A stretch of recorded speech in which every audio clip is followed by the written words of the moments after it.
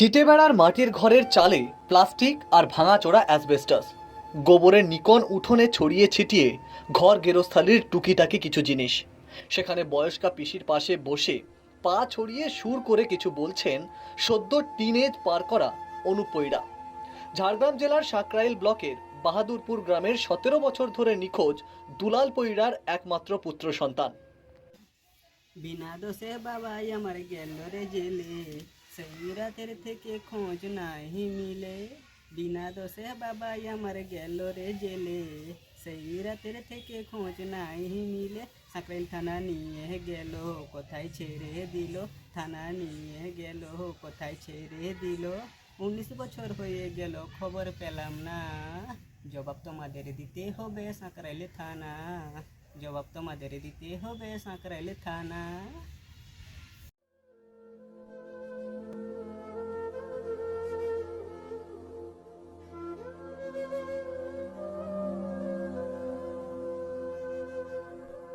একটা ধান কাটা কেস হয়েছিল আর বাবার নামে, এখানে 22 জন আসামি ছিল। ওইটা হয়েছিল আজ থেকে 17 বছর আগে, 2007 সালের ঘটনা। আমি তখন ছোট ছিলাম। এবার আমার বাবা আমাদের জমিনে খদ বইতে, মানে যে গোবর যে সার হয় এগুলো বইতে গিয়েছিল। এখানে দেখলো যে অনেক লোক দাঁড়িয়ে আছে, ওইখানে দাঁড়িয়েছিল।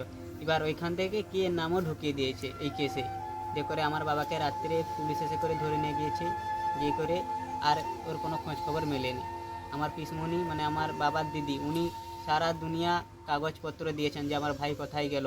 ওইখানে ওরা বলছে এখানে তো তোমার ভাই নেই, ও তো রিলিজ হয়ে গেছে। এবার ওরা যে রিলিজটা করলো কাকে বলে করে করেছে, আমার পরিবারকে জানানো হয়নি যে আমার বাবাকে ছেড়েছে। সামান্য ধান কাটাকে কেন্দ্র করে গ্রাম বিবাদে নাম জড়িয়েছিল অনুপের বাবা দুলাল পৈড়ার।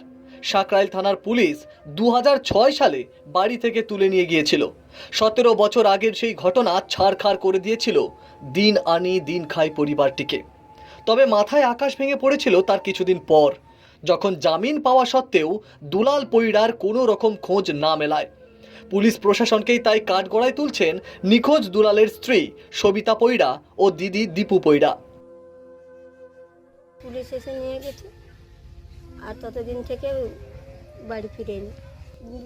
সাকরাইল থানাকে যেতেন, সে বললো আমার কোর্টে দিয়ে দিয়েছি, কোর্টকে যাইতেন বলে আমি আমার কাজ মানে সে তার করে আমি বেল্ট দিয়ে দিয়েছি।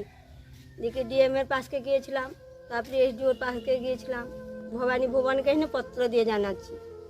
সব কেউ কিছু ইয়ে করেনি, স্টেপ নেয়নি। সবাই পেয়েছে, পত্র আবার ফেরত আসছে। পরিবারটা কিভাবে চলে আপনাদের?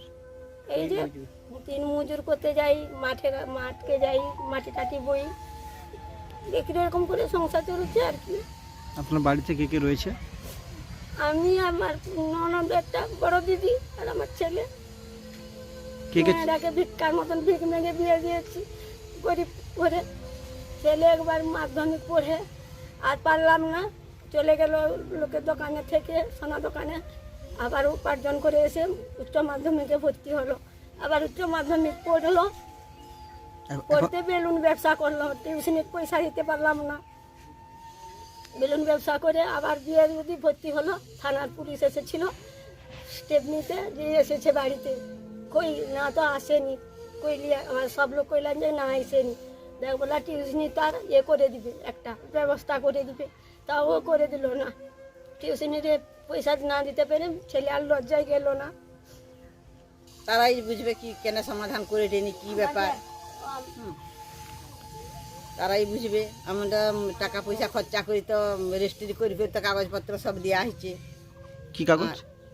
ওই যে ভবানীকে বি দেওয়া হয়েছে, আর তোমার কোর্টে বি তো দেওয়া হয়েছে, ঝাড়গ্রাম কোর্টকে, এসডিএ ডিএম সব কাগজপত্র দেওয়া হয়েছে। আমরা দুর্বল, তার জন্যে আমাকে কেউ বিচার দিচ্ছে না। বাড়িতে কেউ নেই, মায়া মানুষের ঘর, তার নাকি অবিচার সবসময় চলছে।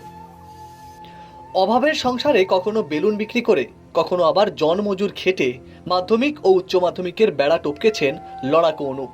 কলেজে ভর্তিও হয়েছিলেন, কিন্তু টাকার অভাবে প্রথম সেমেস্টারের পরীক্ষায় আর বসা হয়নি। এখন রুটি রুজির লড়াইয়ের ফাঁকে বাবার খোঁজে লিখছেন গান। কথায় সুর বসিয়ে প্রশ্ন ছুড়েছেন পুলিশ প্রশাসনের উদ্দেশ্যে।